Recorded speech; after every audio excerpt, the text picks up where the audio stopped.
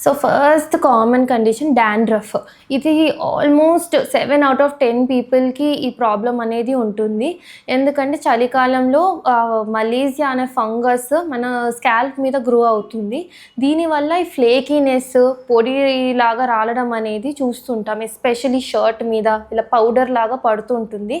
And ఇదేంటంటే chronic condition, వస్తుంటది, తగ్గుతుంటది. కానీ దీని గురించి పెద్దగా టెన్షన్ పడాల్సిన అవసరం లేదు. మీకు చాలా సివియర్‌గా అనిపిస్తే కనుక డర్మటాలజిస్ట్‌ని కన్సల్ట్ అవ్వండి. దానికి తగిన షాంపూసు, లోషన్స్ అవన్నీ ఇస్తారు. అండ్ నెక్స్ట్ కామన్‌గా వచ్చే కండిషన్ ఏంటంటే ఎగ్జిమాస్. ఆల్రెడీ డ్రై స్కిన్ ఉండే వాళ్ళకి ఏంటంటే ఎగ్జిమాస్ ఫ్లేర్ అప్ అవుతూ ఉంటాయి. దీనికి ప్రికాషన్స్ ఏం తీసుకోవచ్చు అంటే, మీరు ఎప్పుడైనా హ్యాండ్ వాష్ చేసినా ఇమ్మీడియట్‌గా మాయిశ్చరైజ్ చేసేయండి.